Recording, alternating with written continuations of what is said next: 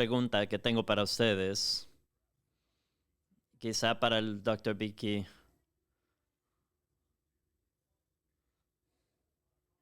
Dr. Vicky, Joel, ¿cuántos hijos debe tener antes de empezar a sentirse, antes de dejar de sentirse convencido de pecado cada vez que Joel Vicky habla de tener más hijos? Tantos como el Señor soberanamente te permita tener, porque cada niño es un regalo de Dios y debe ser atesorado. Ningún niño es una carga, pero el Señor abre la matriz, si la abre, debe estar agradecido por cada uno. Amén. Había un hombre que vino a la iglesia donde crecí y vino a la sesión a presentar a su último niño para bautismo. Yo sabía, yo me he visto en estas situaciones antes, yo lo sabía. De todas maneras, dice, este es tu 10º niño, ¿cómo van las cosas en la casa? Él dijo, es sobrecogedor. A veces yo no sé cómo manejarlo. Y el líder dijo, yo voy a tomar uno de ellos, te voy a ayudar. Y él dijo, no puedo salir de ninguno de ellos. Así que yo aprecia a cada niño que Dios te da. Los puritanos eran muy sabios. Simplemente decían, cada vez que sienta quizás si tu esposa es suficientemente fuerte, tú le preguntas, ¿te sientes fuerte para tener otro hijo? Y entonces encomiéndense al Señor, a ver si el Señor abre la matriz otra vez. Dice, yo no puedo ser, yo creo que necesito si ella dice, necesito un break, hay que respetar eso. Todo lo que estoy diciendo es, no estás en el hábito de que vamos a tener 3 y después vamos a parar. Eso es una planificación humana. Dios dice que Él va a planificar, Él abre la matriz. Así que nos sometemos a la soberanía de Dios. En relación a esa pregunta, aquí hay otra. A la luz de la charla del jueves de tener muchos hijos, ¿cómo balanceamos eso con la mayordomía responsable de los recursos que Dios nos ha encomendado? Dios va a proveer. Dios va a proveer. El salmista dice, yo nunca he visto a un justo abandonado, ni a uno de sus hijos pidiendo pan. ¿Has visto una familia cristiana? La familia que encontramos ayer con 15 hijos, ¿están aquí? ¿Han tenido un momento donde no tengan pan en la mesa? Exactamente. Él va a proveer de una manera o de la otra. Digamos que tú llegas a un momento difícil y no tienes recursos necesarios. ¿Sabes lo que se hacían antes? Tú irías al consistorio. Los diáconos, tengo problemas, ¿me pueden ayudar un poco? Esos son fondos para benevolencia, para eso son. Y hay personas que son orgullosos y nunca buscan ayuda. El estilo antiguo, la iglesia está ahí para ti. Y nosotros vamos a apoyar. Si tú estás sin dinero, obviamente no es que tú vas a tener un Rolls Royce y después vas a venir a buscar ayuda. Tú confías en el Señor va a suplir para cada hijo. Una de las cosas en las que pienso es que somos llamados a ser mayordomos de nuestros recursos y los niños son uno de los más grandes recursos que tenemos. Los hijos son riqueza y los otros recursos nos son dados para administrar ese mayor recurso que son los hijos. Mis padres hacían todo tipo de cosas por la iglesia. Cuando nosotros comenzamos a trabajar, mis padres decían, ok, ahora ustedes son contribuyentes, no un consumidor. Así que 50% del dinero debe ir al banco. Queremos enseñarte a ahorrar. 10% puedes guardar para ti para gastar. Y 40% viene a nosotros porque nosotros somos pobres y tenemos que comprarte ropa y tú ayudas a la familia. Yo era el cuarto hijo. Ya tenía dinero de 4 de nosotros. Eso es una ayuda. Después yo vine donde mis padres y dije, yo tengo un problema. Yo leí a W. Pink y dice que yo debo dar sobre el diezmo y dice que debo dar 10% a la iglesia. El dinero del banco parecía es un dinero que desaparecía. Yo no tengo dinero. ¿Qué hago? Y Pink dice en ese pequeño libro sobre el diezmo, clama a Dios cuando tú diezmes y des tu cantidad fiel a la 10% o más. Y confías al Señor a ver si abre las ventanas de los cielos.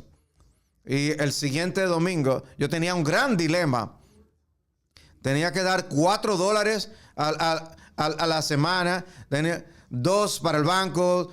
Tanto y para mí quedaba poco. Y yo estaba luchando hasta el último momento. Y aquí están. Voy a poner los 40 centavos confiando en el Señor. Eso fue el domingo. El lunes fui a donde mi jefe. Oye, tú estás haciendo un buen trabajo limpiando los baños. Queremos expandir tu trabajo. Puedes venir aquí y trabajar 15 horas en lugar de las 5 horas que estás haciendo. Yo vi eso como la respuesta a la oración. Dios está proveyendo. Pero después, pero yo todavía tengo que dar del 10%. Fui donde mis padres y les dije, por favor, ¿puede poner solo 40% al banco? Yo necesito algo. Permíteme tener el 10%. Y mis padres me dijeron, ok, 40, 10 para la iglesia y 10 para ti. Dios proveyó. ¿Puedes hacer una clase de finanzas? La clave es ve a donde tu mamá. Eso es lo que está diciendo. Ve a la mamá.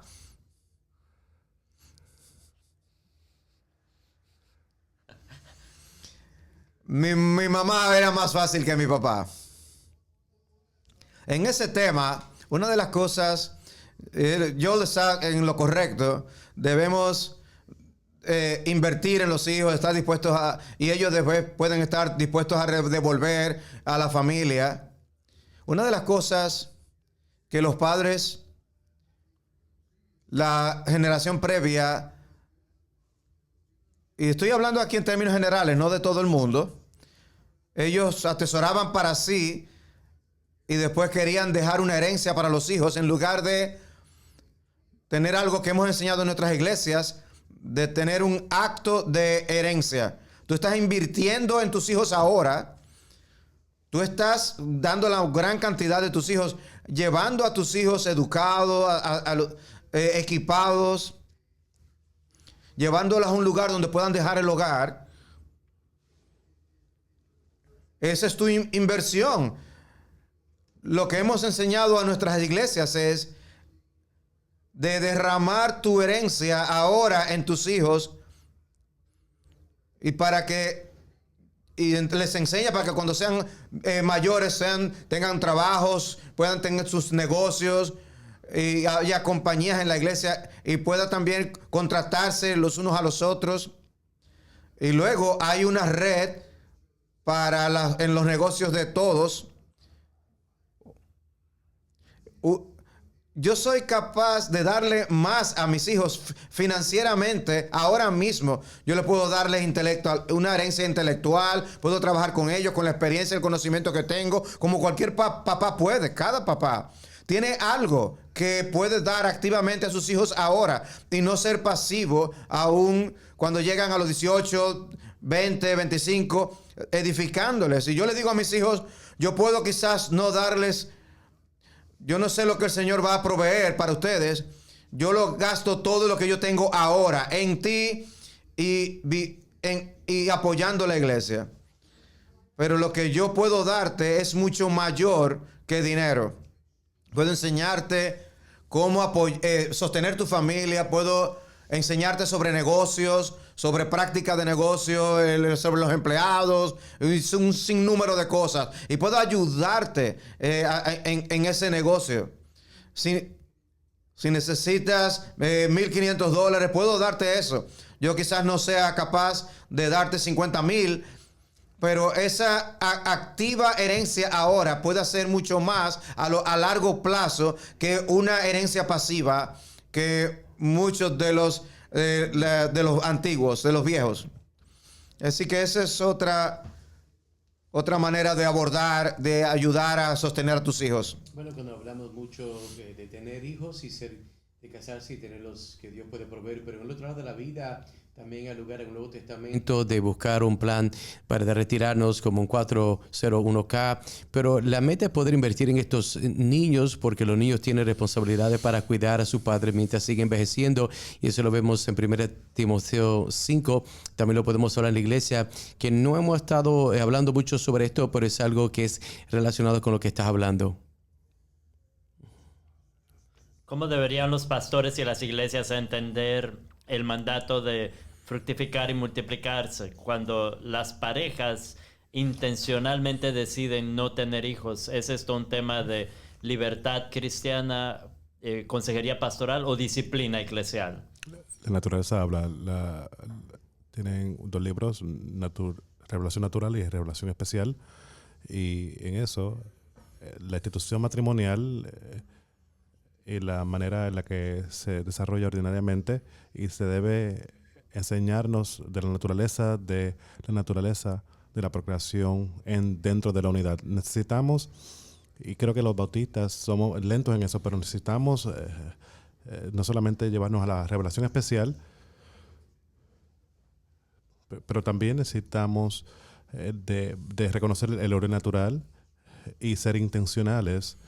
Y si estamos no haciéndolo, estamos yendo en contra de la manera en que Dios diseñó el mundo. Debe haber un poco de prudencia, pero no es natural y debe ser cómodo para nosotros llamar lo que no es natural. La pregunta termina: ¿qué tú haces pastoralmente? Bueno, los pastores conocen sus ovejas y usted tiene que entender, esto es un asunto para enseñar o alguien no ha sido enseñado. Por ejemplo, yo tengo una categoría de una oveja que es inmadura y se le tiene que enseñar, y por eso el Señor le dio pastores. Así que versus esto es una persona no viene de ignorancia, no viene de inmadurez. Esto es otra cosa muy diferente. Así que tenemos que comentar que los pastores conocen sus ovejas y qué es lo que es necesario en cada caso. Así que no creo que es una respuesta para todo el mundo cuando nos presentamos con ese tipo de caso. Hemos tenido parejas que llegan a nuestra iglesia y en el proceso de entrevista ellos dicen: no vamos a tener hijos porque queremos involucrarnos en las misiones. Y con una de esas parejas, una familia muy querida en nuestra iglesia ahora, les dije: me gustaría hablar con ustedes de eso en algún momento. Y solo ese comentario, no he hablado con ellos, pero ya tuvieron hijos, y solo ese comentario, y creo que les han enseñado. Le preguntaron a otras parejas de qué querrá hablar, posiblemente de este tema. Al final terminaron querían estar involucrados en la iglesia. Y otra pareja que querían ser misioneros con alta capacidad y con doble ingreso, no querían hijos, y ahora tienen 6 hijos, y sí fueron a trabajar entre los musulmanes y plantaron una iglesia en una mezquita en Uzbekistán, y están de vuelta en Texas ahora y tienen su iglesia en casa allá. Creo que no es un asunto disciplinario, pero podría haber llegado hasta ese punto. Pero con otras parejas solamente hemos tenido que decirles: creo que no lo están entendiendo bien, creo que están deshonrando a Dios. Y yo creo que la pregunta de la disciplina eso tal vez va a traer otras situaciones que no se conocen, pensando aún solamente aquellos que son llamados a casarse. Así que cuando una persona me dice que vaya a dar una boda, tengo que dar una consejería. Es una de las conversaciones que tenemos que tener, que el matrimonio es una institución que tú no defines tú mismo, es una institución que entras dentro de ella, que Dios ha diseñado, y eso es por el propósito de obviamente ser fructíferos y multiplicarse. Así que si tienes la intención y no teniendo hijos, entonces no debes de casarte. Eso es diferente del hombre y la mujer que físicamente no pueden tener, pero aquellos que pueden tener y aquellos que están tratando o de no tienen interés, no quieren ir detrás de buscar y tener hijos, entonces el matrimonio no debe de estar buscándolo. Un versículo que es muy instructivo para casi toda situación de consejería. 1 Tesalónicas 5:14, les exhorto, hermanos, que animéis a los perezosos, instruyen y animen a todos. Deben ser pacientes con todos. Hay diferentes escenarios. Dios conoce sus ovejas, sabe lo que está pasando, pero la gran apologética es limitado en el nombre de hijos que pudieran tener más. Todos son maravillosas familias en la iglesia, y a veces vienen a una iglesia y no han tenido la experiencia que nuestras iglesias tienen. No han experimentado la paternidad maravillosa, no han experimentado los matrimonios maravillosos, no han experimentado el gozo de la paternidad y de hacer lo que todas estas familias en la iglesia hacen. Y Dios usa solo la presencia de familias maravillosas para convencer sus corazones y cambiarles, simplemente al ver o aprender de la presencia del Espíritu Santo en ellos. Una pareja vino a nuestra iglesia, no tenía el trasfondo que nosotros tenemos y estaba desorientado en muchas maneras, y hace unos meses fueron a mi casa y él es un individuo, es militar. Ustedes son jóvenes, están casados por un tiempo. ¿Por qué no tienen hijos? Yo estoy asustado de herir a mis hijos. ¿Herir a tus hijos? ¿Y qué? ¿Por qué tú vas a hacerle daño? Y no era de esa forma, así que empezamos a hablar de eso. Y después de eso dijo, yo me siento como que no voy a apoyarlos y le voy a llevar en la dirección que hemos de sus vidas espirituales. Y él ha sido entrenado por algo deficiente, que tenía que ser un padre perfecto o algo así. Y fuimos capaces de alentarle. Ninguno de nosotros somos padres perfectos. Tenemos un padre perfecto que es tu padre y va a ser el padre de tus hijos. Y tú debes ir a él. Y de todas maneras, hay diferentes escenarios, pero yo sí los reprendí al final. Tú necesitas tener hijos. Tu esposa quiere tener hijos. Dios le dio a ella una matriz para producir hijos. Así que para que la próxima generación de su propia familia venga a conocer al Señor.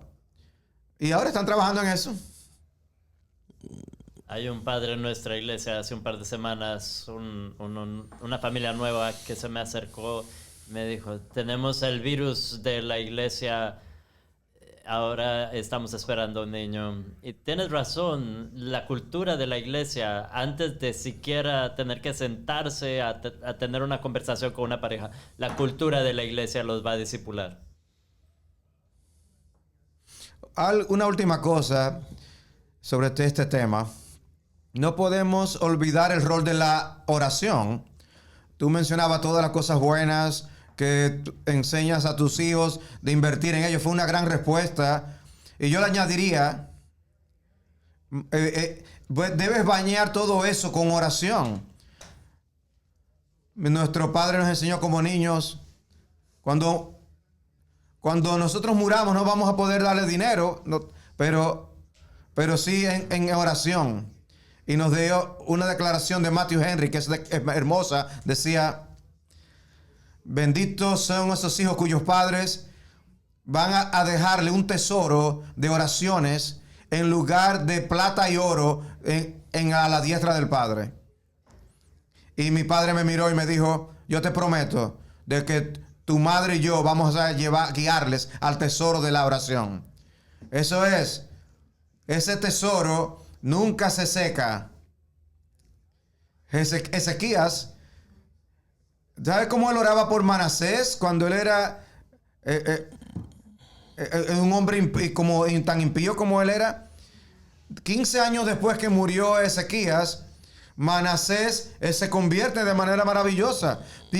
Hay una conexión allí entre la oración que Ezequías oró cuando todavía estaba allí en el trono. Yo creo que hay relación.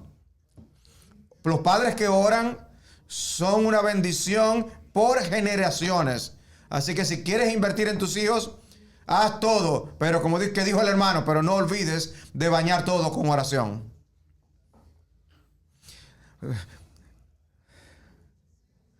Tú puedes ver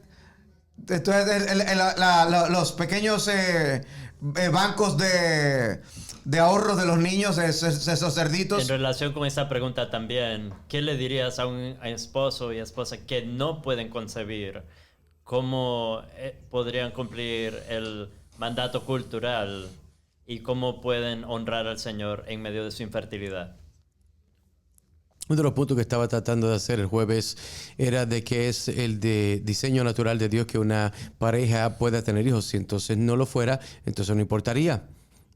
No tendría que haber una tristeza, una pérdida, pero nosotros sabemos que hay una pérdida para un esposo y esposa que quieren tener hijos, que oran para tener hijos y Dios en su providencia no les da la habilidad de tener hijos.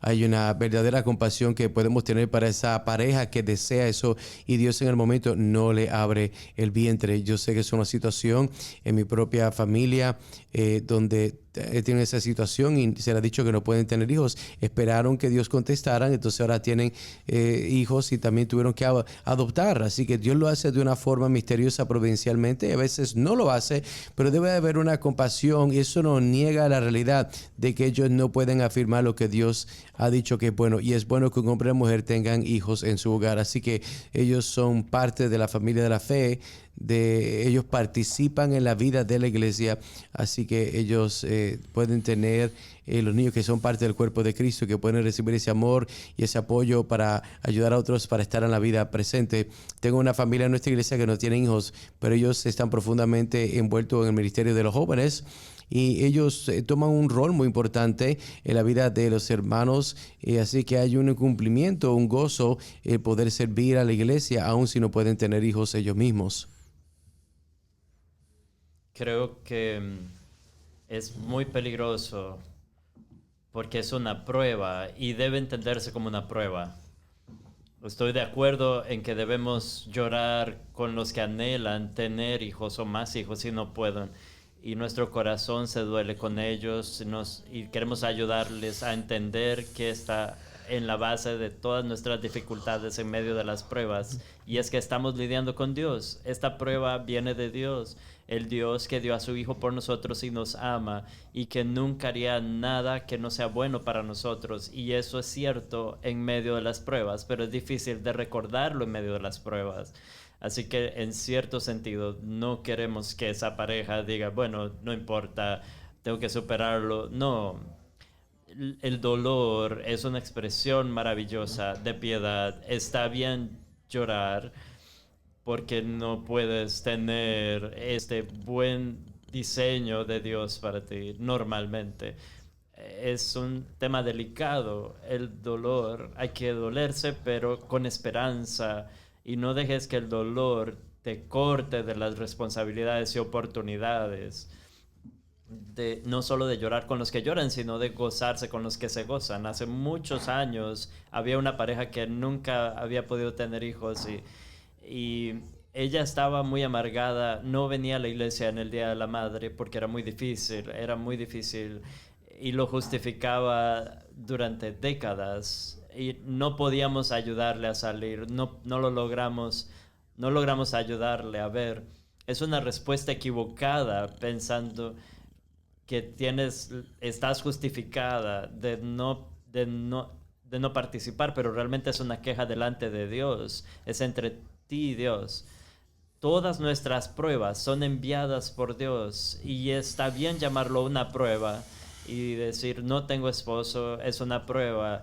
quiero casarme y no estoy casada, es una prueba, quiero tener hijos y no puedo, es una prueba, pero es una prueba de mi Padre amoroso y bueno del cielo. Dos cosas. Los puritanos dirían, en cada prueba que tenemos en la vida, Dios quiere guiarnos a una sumisión más profunda a su voluntad soberana y acercarnos a Él, a confiar en Él, por fe, en medio del túnel oscuro. Y diría, le das a Dios más gloria cuando confías en Él por la fe en un oscuro túnel de prueba, que lo que tú puedes hacer en el brillo de la prosperidad y de agradecerle por su bondad. Ellos dirían, cada prueba, como la prueba de no tener hijos, debe llevarte a un proceso de sumisión. Número uno, Él es el Señor. Él sabe su prueba, la prueba. Él la puso sobre mí. Número dos, es justa. Eso justifica al Señor. Eso va más profundo. Porque yo soy pecador, no soy digno. Número tres, va a ser más profundo. Como Job, tú le vas a aún dar la aprobación del Señor. El Señor dio, el Señor quitó. Bendito sea el nombre del Señor. Está bien. Estoy bien bajo esta prueba, cualquiera que sea la prueba.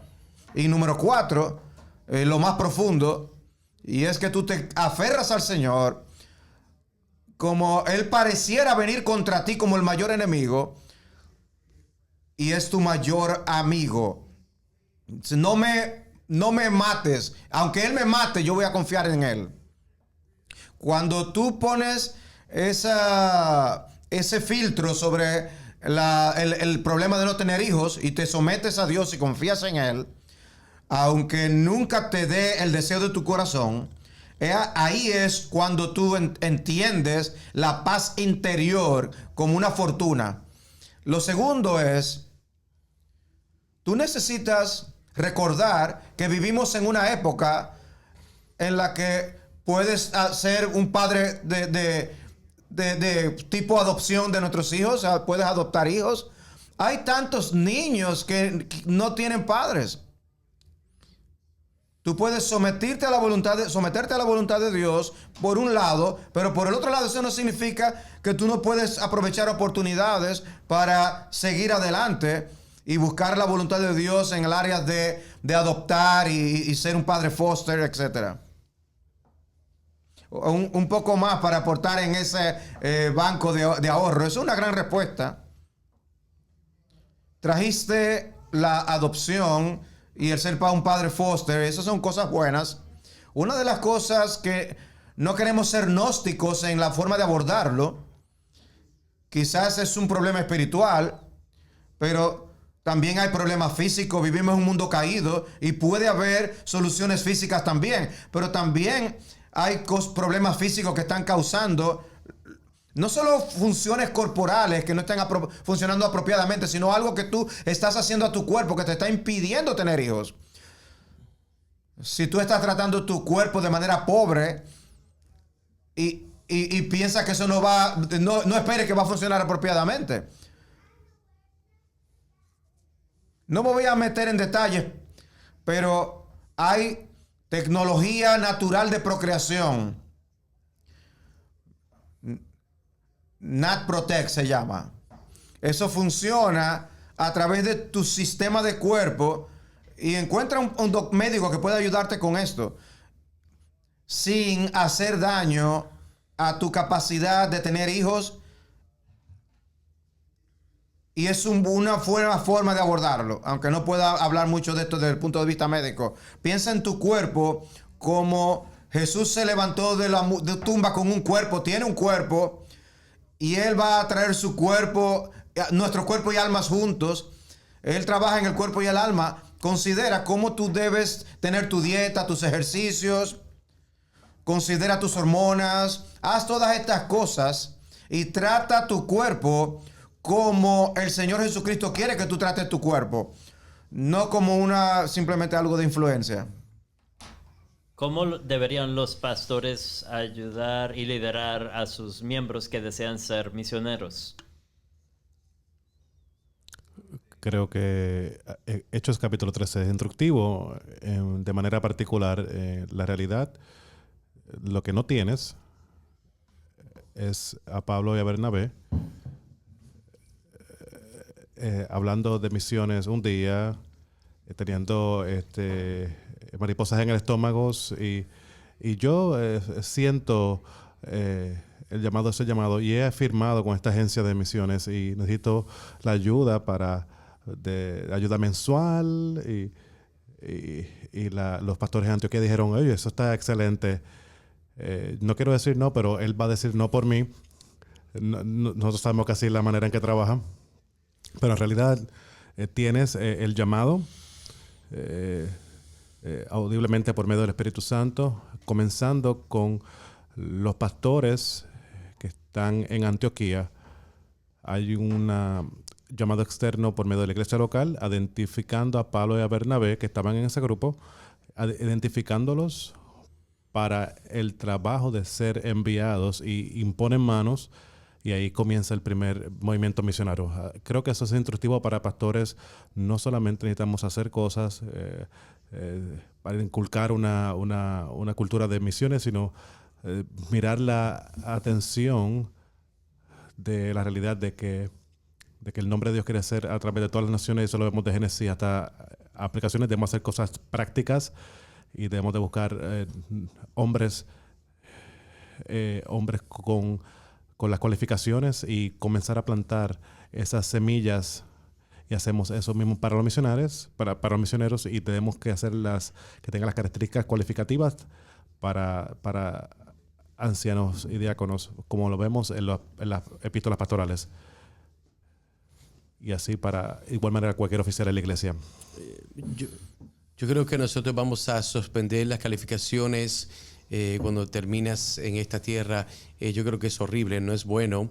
Y también creo que pastoralmente las preguntas que podemos tener o cosas que debemos estudiar mejor, yo siento el llamado para decirle a la gente perdida a los fines de la tierra, diferentes tribus, pero ¿con quién estás compartiendo el evangelio? Donde conoces el lenguaje, donde no estás corriendo, obviamente no hay rito.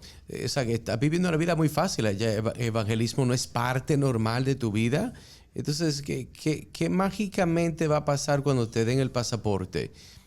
Mencionaba en mi sermón, ¿cómo es que un hombre, una mujer en esta iglesia, eres un hombre mediocre aquí, pero sientes que eres llamado a las misiones?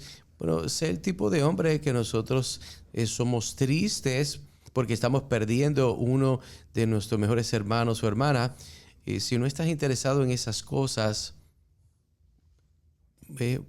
mejor se parte de las reservas porque está buscando una aventura, no servir. Y algo más práctico, puedes tomar pasos de fe proactivamente.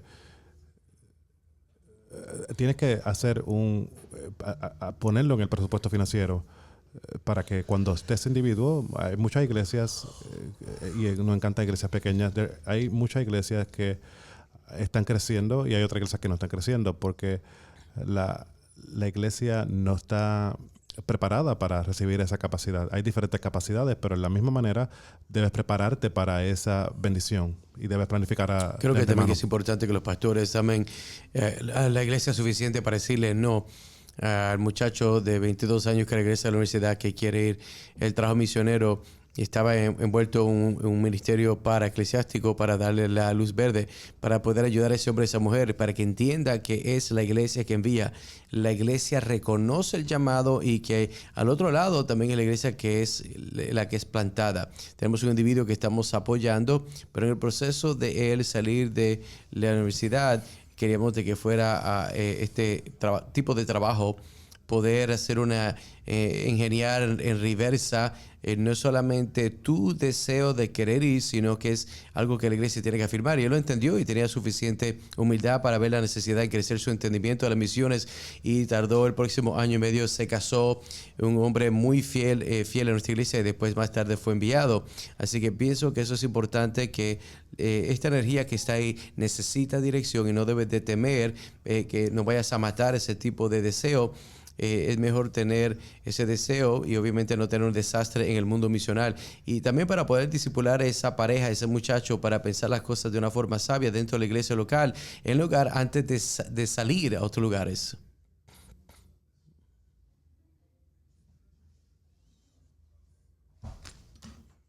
El Joshua Project ofrece muchos recursos. Pusimos algunas cosas en la pantalla para que ustedes pudieran ver. Oren por ellos, pídanle a la iglesia que ore por ellos esa semana. Y en su oración pastoral, ore para que el Señor, si es su voluntad, levante a alguien de esta iglesia que vaya también y dé a conocer a Jesús también. ¿Qué papel pueden tener las mujeres solteras en las misiones a largo plazo? Creo que sí, pero hay que ser sensitivo con esa pregunta. ¿De dónde esa pregunta viene? Debemos tener ancianos cualificados liderando a plantadores de iglesias, hombres, incluso en diferentes contextos. Eso es lo que no es negociable. Debe haber unas personas cualificadas para esta tarea. No también enviamos de la iglesia local. La intención es plantar iglesias locales. Si debes ver Evodia, Sintique, en la iglesia en Filipios, Pablo tiene diferentes mujeres ayudando a la obra, trabajando en diferentes funciones, y no está reemplazando las funciones o las oficinas de ancianos y diáconos, sino tiene este aspecto de ayuda. Debe ser una mujer, si eres una mujer soltera que está inclinada a servir en la plantación de iglesias, deben tener esa capacidad para ese ministerio. Eso es algo bueno y algo glorioso. Debes tomar un trabajo, comienza a trabajar con el trabajo evangelístico para que ayude a esa iglesia que está plantándose. Hay algo valioso de ese trabajo y debemos ser cuidadosos que no lleguemos al hábito de enviar mujeres solteras aparte de líderes o pastores. Necesitas para esto hombres cualificados en la iglesia. ¿Cuál es el porcentaje ahora de mujeres que van versus hombres? No sé cuánto es el porcentaje total. Creo que es 64, 70, 30%. Es algo... Más de 80% son mujeres y más en ciertas denominaciones con las que no estoy. ¿Eso son los presbiterianos? No sí, correcto.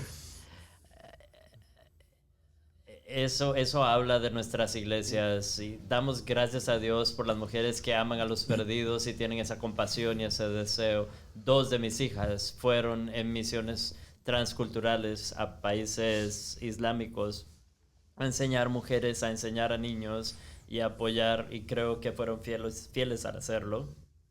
Pero no pueden hacer lo que debe hacerse. Necesitamos hombres. Así que debemos ayudar a nuestros hombres a pensar en su llamado y en la posibilidad de que Dios los use de manera transcultural en lugares difíciles para plantar iglesias.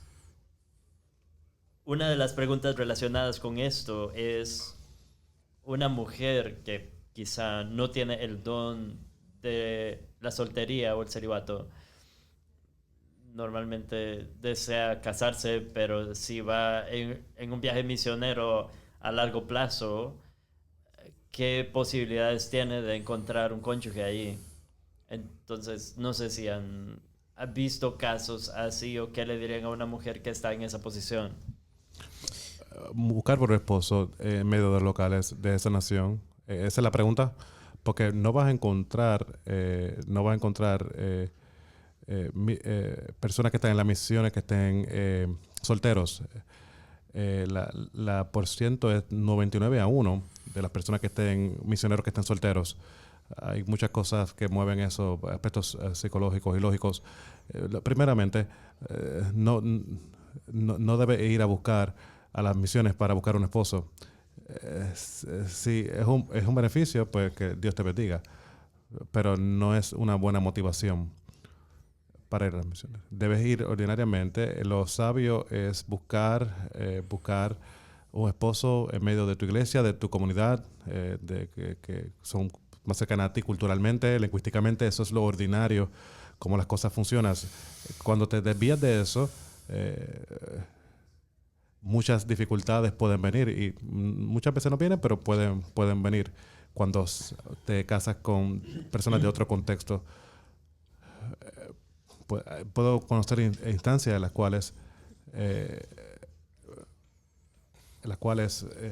una mujer se une a un ministerio que se compone de misioneros enviados por Estados Unidos y indígenas, trabajadores indígenas, y esa vida de comunidad de ese ministerios que se están ayudando en medio de plantación de iglesias y otros ministerios que están ayudando, es por medio de esas relaciones que se forjan, y cuando te encuentras personas que estás colaborando en las mismas cosas dentro del ministerio y puedes encontrar esa contabilidad, pero lo más sabio debe ser muy prudente y muy sabio y buscar consejería pastoral.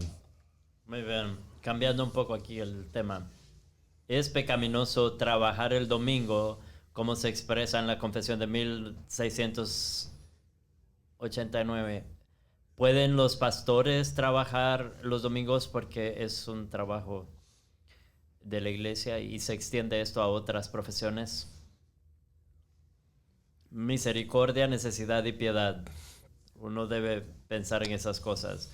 El domingo es el día más difícil en términos de lo que hago y la energía, pero sí es en servicio al pueblo de Dios, de acuerdo a la palabra de Dios. Y creo que si no usamos esas palabras bien y no hacemos una lista correcta de qué queremos decir con misericordia y necesidad, sabemos que eso existe porque no querríamos que los doctores o los bomberos o los policías no trabajaran los domingos. Si mi esposa se queda varada en un automóvil que está quemándose y si el bombero no se detiene porque es el día del Señor, porque tiene que ir a adorar, o alguien no le ayuda por eso, creo que tenemos que pensar en eso. Y no escribir libros de reglas acerca de las aplicaciones. Pensar en esas categorías. En algunos domingos lo misericordioso o lo necesario para ti puede ser conseguir gasolina o comprar un automóvil o comprar un sándwich. Pero he tenido personas con crisis de conciencias.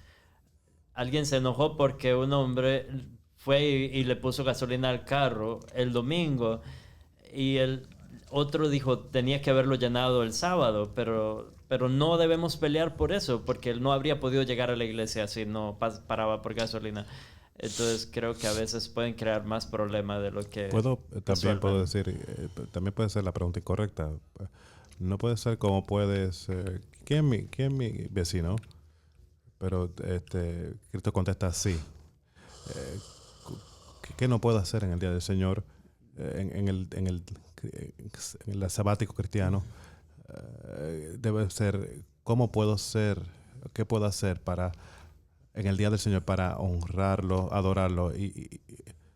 Debe haber casos específicos que deben de distribuidos, pero debe ser nuestra conciencia limpia y tranquila en los esfuerzos que estamos haciendo para hacer el domingo algo especial y no ordinario. Tuve una conversación con un hombre muy conocido que abogaba o defendía la teología del nuevo pacto y él estaba intentando decir que el sábado ya no aplicaba en el nuevo pacto.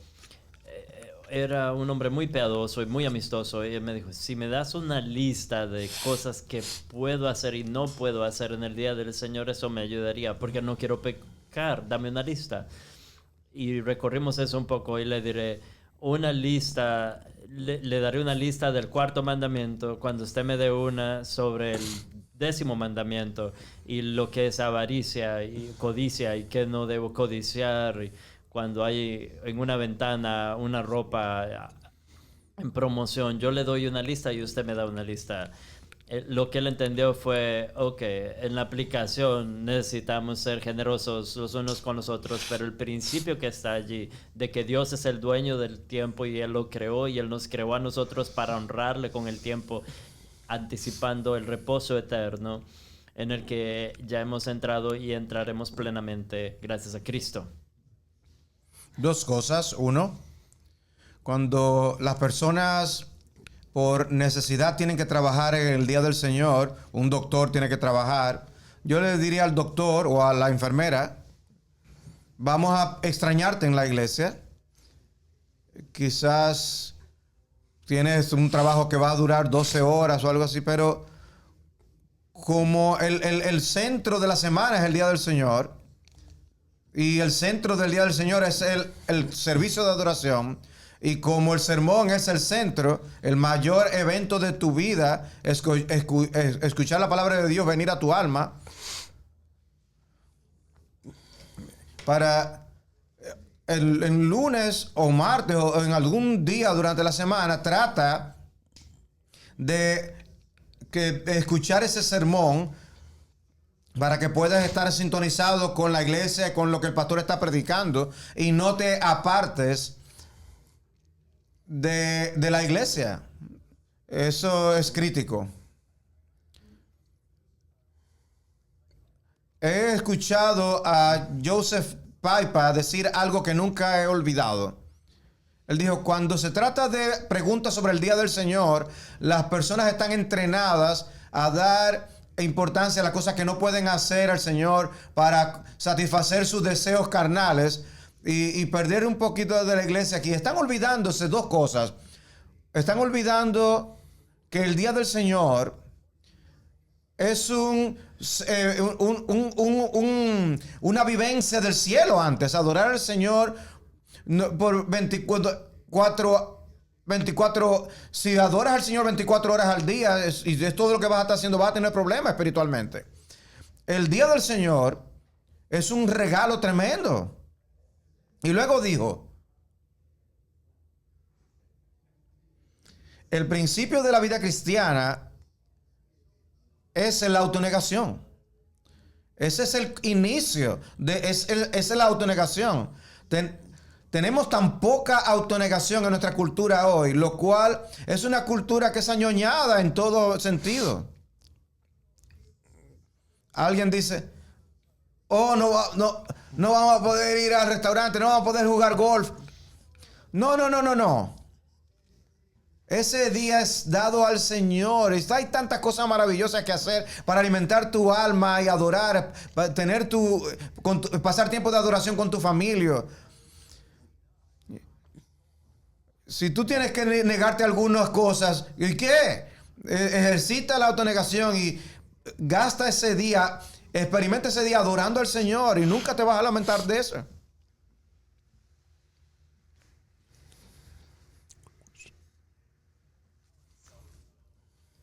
Y cuánta autonegación hay cuando nos estamos entregando al mayor deseo de nuestro corazón. Al final no es autonegación.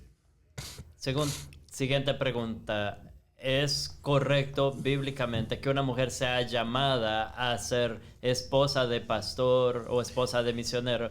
¿O puede ser llamada a ser esposa del hombre sin importar cuál sea su llamado? ¿O debería buscar a un hombre conforme al llamado que ella cree tener?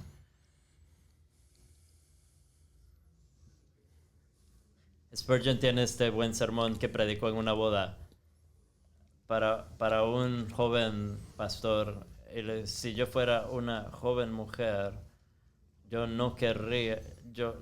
querría ser esposa de pastor, porque puede servir al Señor con fidelidad y todos los beneficios, pero creo que si fuera una joven mujer, no querría ser una esposa de pastor por todas las dificultades y todas las pruebas. Entonces está reconociendo ese deseo. Yo creo que en general no es sabio, quizá incluso peligroso, pensar solo voy a buscar un hombre que esté en el ministerio, que quiera ser misionero o lo que sea. pero no creo que diría que sea algo pecaminoso. Si tienes ese deseo, inevitablemente vas a terminar en el camino equivocado. Creo que no. Creo que yo le daría mi consejo y le daría las advertencias necesarias, pero no trataría de ir tan lejos como para formar su conciencia donde la Biblia no dice, no lo Yo creo prohíbe. que la escritura nos ayuda desde el principio. Eva se le dio a Adán para poder ayudarle, para complementarlo. Ella es la que está ayudando al hombre y por eso es que Dios se la da. Pero yo me atrevo a decir que cualquier mujer que no quiera que su marido tenga calificaciones de un pastor, ese es algo que todo hombre cristiano debe tener, ese tipo de actitud para esas calificaciones, pero mientras esa relación crece, tal vez no tiene nada que ver de que este hombre tal vez sea un pastor, pero si ella es una ayuda a él, entonces va a haber un apoyo, lo mismo para el hombre, un reconocimiento que él tiene que dirigir a esta mujer en este proceso y estar abierto, es importante, sin poner una necesidad. Al mismo tiempo, creo que hay algo que podemos decir, esto es un deseo que se tiene para la mujer que quiere alcanzar las naciones y tiene esos deseos de que su esposo pueda hacerlo. Yo creo que eso es una oración legítima, pero es de acuerdo a la soberanía de Dios de cómo va a suceder. Hemos escuchado un testimonio que estaba compartiendo de la mujer que ella quería ir a las misiones y no podía, pero todos sus hijos fueron a hacer el trabajo. Así que Dios puede usar, tomar esos deseos y poder enterrarlos, y pueden parecer como que no son reales, pero más tarde los reviva. Me interesa en este grupo, ¿cuántos de ustedes se casaron con su esposa sabiendo que ustedes iban a ser un pastor o un anciano? Mi esposa Mary, a su pastor, se casó con su pastor.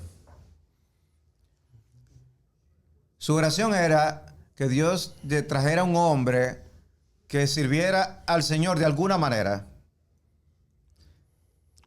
Nunca pensó que iba a ser un ministro, pero dijo que quería a alguien que sea un líder de jóvenes.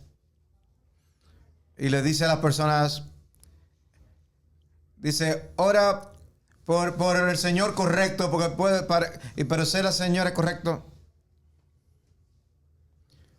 Y alguien que estuviera trabajando en la iglesia de alguna manera, una mujer tiene que tener cuidado de no restringirse necesariamente en esto, pero una joven crece en un pastorado feliz y ama a su papá, es un pastor piadoso, ve a su esposa feliz como esposa de un ministro, está experimentando todos los gozos y tristezas del ministerio.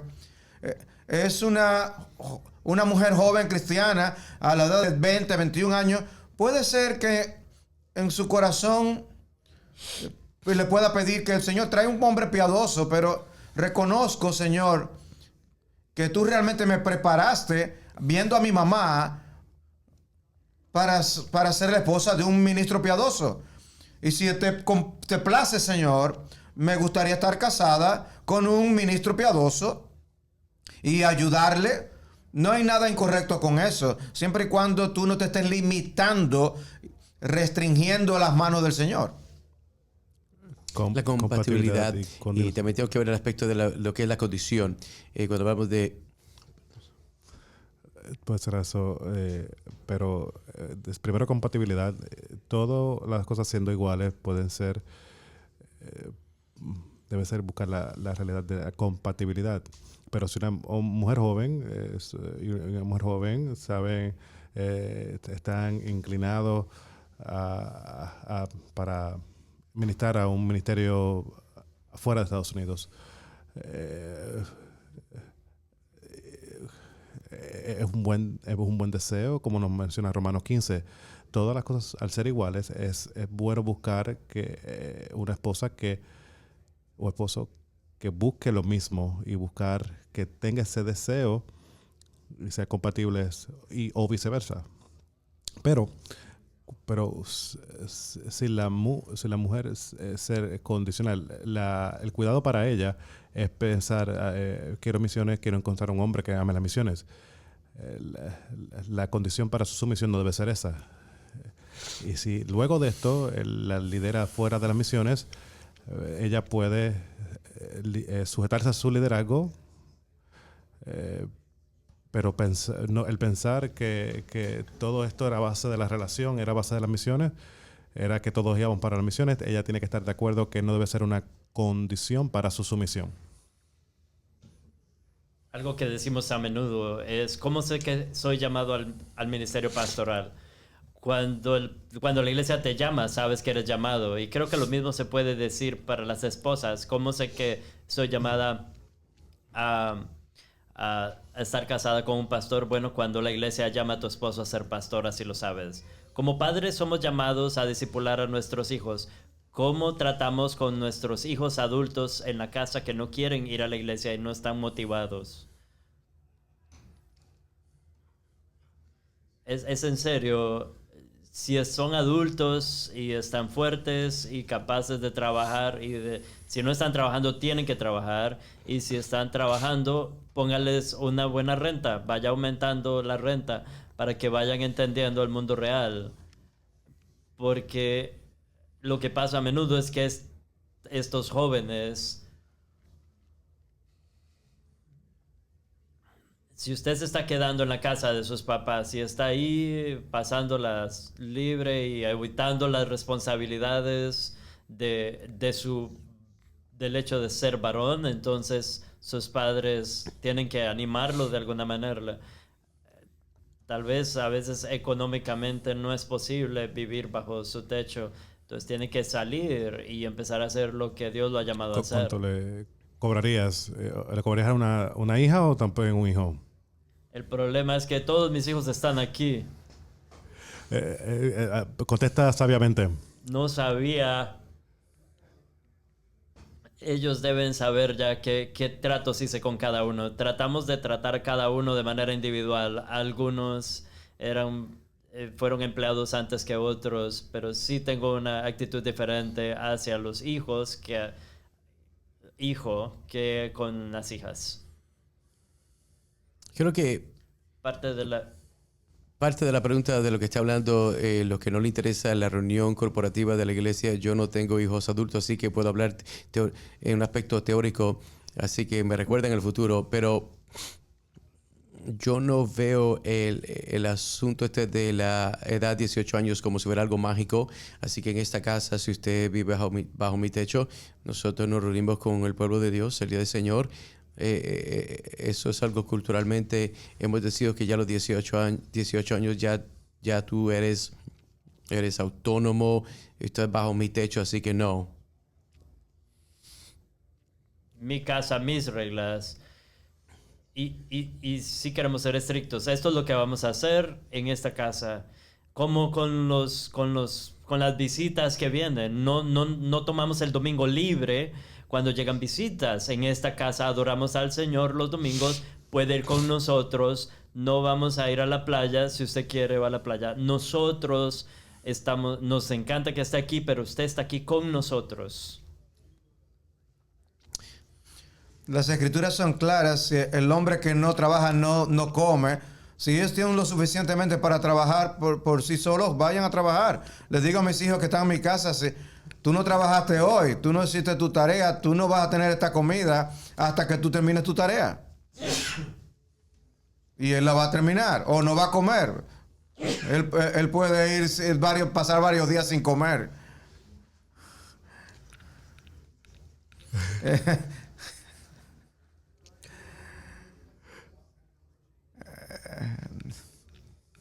Lo segundo, como padre, si tu hijo es mayor y le estás haciendo esta pregunta, puede ser que tú tengas que comenzar contigo arrepintiéndote por no cumplir con tu deber. Si tu hijo está simplemente teniendo la buena vida, no está trabajando y desperdiciando el tiempo todo el día y sentado todo el día, simplemente viendo redes sociales, tú tienes que arrepentirte por tu paternidad. Probablemente, no estoy diciendo no sé, conozco tu situación, pero probablemente necesitas arrepentir, hacer que tu hijo se arrepiente ante tu hijo, ante tu esposa, y de empezar a mostrar de cómo eso va a lucir de ahí en adelante, porque yo te amo, yo me preocupa tu alma, y yo quiero verte conocer el gozo del Señor y tener una vida que está ordenada bajo la palabra de Dios. Y darle dirección, darles oportunidad para dar fruto de arrepentimiento. Pero si tú te arrepientes, debes ser fiel a lo que tú les has dicho que tú vas a hacer también. Gracias, hermanos, por responder estas preguntas.